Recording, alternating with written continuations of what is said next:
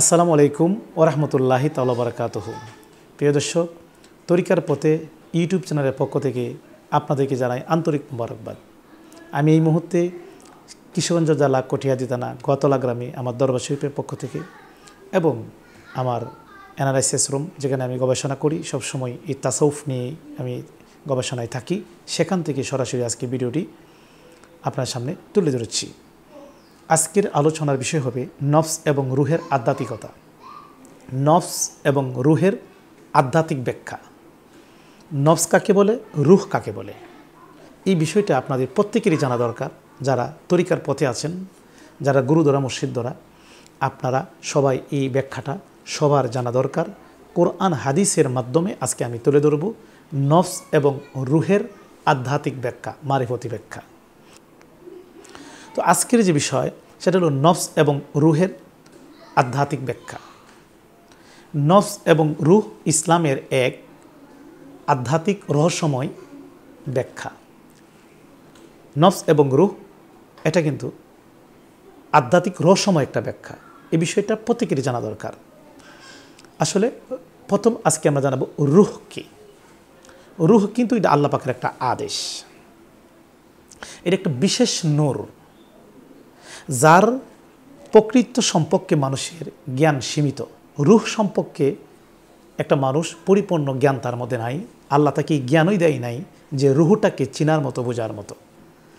আল্লাহ নিজেই কিন্তু কোরআনে এই কথাটা বলছেন যে তারা আপনাকে রুহ সম্পর্কে জিজ্ঞাসা করলে, আমার নবীকে আমার আল্লাহ বলতেছেন, হে নবী, হে আমার বন্ধু, আপনাকে যদি কাফেরেরা রুহ সম্পর্কে প্রশ্ন করে, তখন আপনি তাদেরকে বলে দিন যে রুহ হলো আমার প্রভুর নির্দেশ, অর্থাৎ আল্লাহর একটা নির্দেশ মাত্র। তোমাদের জ্ঞান খুব সামান্য, অর্থাৎ তোমরা এই জ্ঞান দিয়ে রুহ সম্পর্কে তোমরা জানবে না। এটা সূরা ইসরা আয়াত নম্বর 85। তাহলে রুহটা কি? এটা আল্লাহ পাকের একটা হুকুম, আল্লাহ পাকের একটা আদেশ। এটা মানুষের জ্ঞান দ্বারা রুহকে চেনা বোঝা খুব মুশকিল। এটা সম্পূর্ণ আল্লাহ পাকের একটা নির্দেশ মাত্র। আল্লাহ ফুঁকি দিয়েছেন, এবার ফুঁকি দিয়েছেন মানুষের ভিতরে, সেটা রুহ। এই রুহের কিন্তু আকার নেই। এই রুহকে কেউ ধরতে পারে না, ছুঁইতে পারে না, অনুমান করতে পারে না, অনুধাবন করতে পারে না। এখন এই রুহের কিন্তু মৃত্যুও নেই। কোরআনের মধ্যে যত আয়াত আসছে, কুল্লু নাফসুন যায়কাতুল মাউত, মৃত্যুর স্বাদ গ্রহণ করিবে নাফসে, রুহে নয়। তাহলে এই যে আমরা মৃত্যুর যে একটা কষ্ট যন্ত্রণা, এটা কিন্তু রুহে অনুভব করবে না, এটা কিন্তু নফসে করবে। অর্থাৎ নফসের মৃত্যু হবে, বিচারটা হবে নফসের, কিন্তু রুহের নয়। তা রুহ কি? এটা আল্লাহ পাকের একটা হুকুম। এখন নফস কি? নফসের বিষয়টা হলো, নিশ্চয়ই নফস আম্মারা মন্দ কাজের দিকে আহ্বান করে। সূরা ইউসুফ আয়াত নম্বর 53। সূরা ইউসুফের 53 নং আয়াত আল্লাহ বলছেন নফস কি করে? মানুষকে মন্দ কাজের দিকে নিয়ে যায়, অর্থাৎ শুধু খারাপ কাজ করায় যে জিনিসটা, সেটা হলো নফস। নফসের মধ্যে হিংসা আছে, বিদ্বেষ আছে, অহংকার আছে, কিনা আছে, নিন্দা আছে, গুনার মধ্যে নিমজ্জিত থাকে, সেটা হলো নফস। আর রুহ হলো পবিত্র, আর নফসটাই গুনার কাজ করাই, মানুষকে মন্দ কাজের দিকে আহ্বান করে, সেটা হলো নফস। নফস আবার 3 প্রকার, একটা নফসে আম্মারা, একটা নফসে লাওয়ামা, একটা নফসে মুতমাইন্না। এই নফসে আম্মারা মানে কি? মানে অন্ধকারের মতো শুধু পাপ করতেই থাকে, এবং নফসে আম্মারা পাপে ডুবে থাকে। কিন্তু এই নফসে আম্মারাকে যে নফসে মুতমাইন্না বানায় নিতে পারে, সে কিন্তু আল্লাহ নফসে মুতমাইন্না অধিকারী যারা, এর হলো পাপ মুক্ত নফস। এই পাপ মুক্ত নফসকে আল্লাহ জান্নাতি বলে ঘোষণা দিয়েছেন। তাহলে আমরা নফসের যে তাড়না, এটা যারা দূর করতে পেরে এই নফসকে যারা পরিশুদ্ধ একটা নফস বানাইতে পারে, মুতমাইন্না, নফসে মুতমাইন্না, তারাই কিন্তু জান্নাতে যাবে। এখন তাহলে আজকে আমরা মোটামুটি বুঝলাম রুহ হলো পবিত্র, আর নফস হলো মন্দ কাজের দিকে আহ্বান করে। এই নফসের মাধ্যমে মানুষ গুনাহ করে থাকে, অপরাধ করে থাকে। এবং নফস হলো 3 প্রকার, নফসে আম্মারা, নফসে লাওয়ামা, নফসে মুতমাইন্না। একটা নফস হলো করো অন্ধের মতো খুদা পাপে ডুবে থাকে, আর একটা হলো লাওয়ামা, পাপও করে, আল্লাহর কাছে তওবাও করে, অনুতপ্ত হয়। একটা নফসে মুতমাইন্না, এটা হলো ভালো নফস, এটা হলো পবিত্র নফস। এই নফসটা পবিত্র হয়ে যায় এবং আল্লাহ তাদেরকে জান্নাতি বলে ঘোষণা দিয়েছেন। এখন এটার একটু ডিভাইডেড ভাগ করব নফস এবং রুহের কাজ কী, এবং আমরা এটার সম্বন্ধে আরেকটু ওয়াকিবহাল হব এই নফস এবং রুহ সম্পর্কে। এখন রুহের উৎস থেকে, রুহের উৎস আল্লাহ থেকে। রুহের যে উৎসটা এটা আল্লাহ থেকে রুহ এসেছে এবং মানুষের হৃদয়ে প্রাণ সঞ্চার করে। এই রুহটা কী করে? মানুষের হৃদয়ে যে প্রাণ, আমরা যে কথা বলি এই প্রাণ সঞ্চারটাই করে এই রুহে, এটা আল্লাহর থেকে আসছে, এর উৎসটা আল্লাহ। এরপরে রুহ হলো পবিত্র এবং আল্লাহর দিকে আকৃষ্ট করে। রুহের কাজটা হলো একটা মানুষকে আল্লাহর দিকে আকৃষ্ট করে, এটা পবিত্র, এটা হলো রুহ। আর নফস হলো দুনিয়ার স্বার্থের দিকে আকৃষ্ট করে। নফসে কী করে? দুনিয়ার স্বার্থের দিকে আপনাকে নিয়ে যায়। লোভ, লালসা, অহংকার, রাগ, গুসা, অহংকার, হিংসা, নিন্দা, কিনা, এগুলি সব হলো নফসের মধ্যে বিদ্যমান। কারণ নফসটা আল্লাহ থেকে না, নফসটা হইল আব্বা আম্মার মাধ্যমে মিলনের মাধ্যমে যখন একটা নারীর মধ্যে যখন মনিটা ঢুকে তখনই এটার মধ্যে আল্লাহ একটা নফসের সঞ্চার স্থাপন করে। তখন এই নফসের মাধ্যমে হিংসা, বিদ্বেষ, অহংকার, কিনা, নিন্দা সবগুলো নিয়েই গড়ে ওঠে একটা প্রাণ, এটাকে বলা হয় নফস। এই নফসের মধ্যে সব খারাপ দিক মজুদ থাকে এই নফসের মধ্যে। এখন এই খারাপ দিকগুলো যারা আলাদা করতে পারে, মুতমাইন্না নফস বানাতে পারে, তারাই জান্নাতে যাবে। এখন নফস কী করে? নফস হলো দুনিয়ার স্বার্থের দিকে আকৃষ্ট করে, আর রুহ কী করে? আল্লাহর দিকে আকৃষ্ট করে।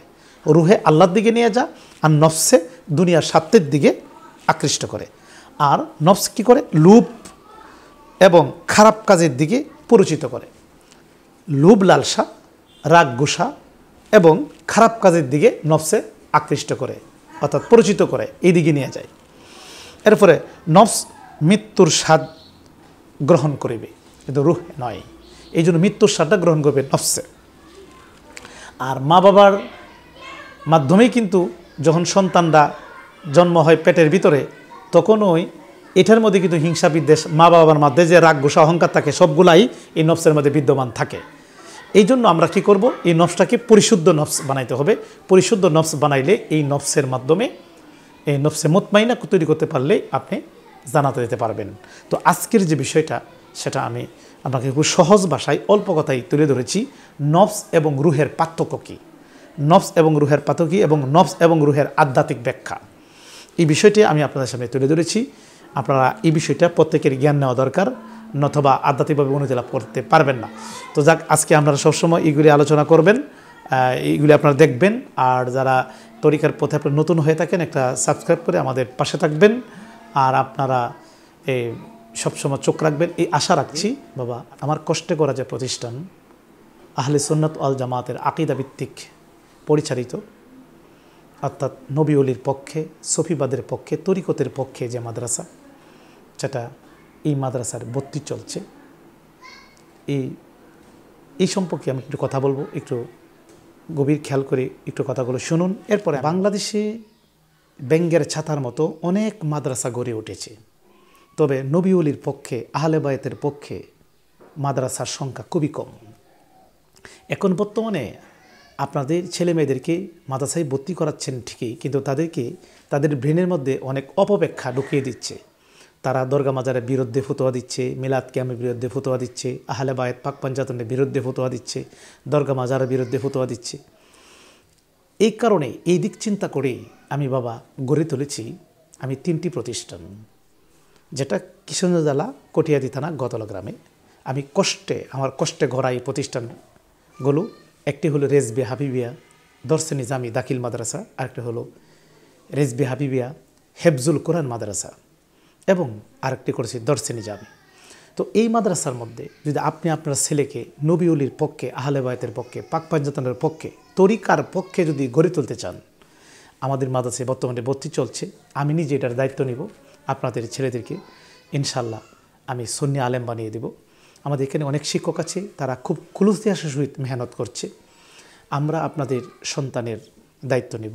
বর্তমানে ভর্তি চলছে আমাদের এখানে 1 থেকে নিয়ে মেট্রিক পর্যন্ত, দাখিল পর্যন্ত আমাদের ক্লাস হচ্ছে। 9ম শ্রেণী পর্যন্ত ভর্তি চলছে, এবং হেফজ বিভাগে ভর্তি চলছে, এবং দরসে নিজামি। আপনার ছেলেকে যদি উন্নতভাবে গড়ে তুলতে চান, অ্যারাবিক কোরআন হাদিস বোঝার জন্য, নাহু, সরব, ফাসাকাত, বালাগাত, মান্তেক এবং উর্দু, ফার্সি আমরা শিখিয়ে দিব এবং হরকতবিহীন এবারত পড়তে পারবে, হরকতবিহীন এবং ফতোয়া স্বামী পর্যন্ত পড়ার মতো যোগ্যতা অর্জন করে দেব ইনশাল্লাহ। আমি নিজে ক্লাস করাই, আমার সাথে আরও মুফতিগণ আছে, তারা ক্লাস করাই। বর্তমানে ভর্তি চলছে।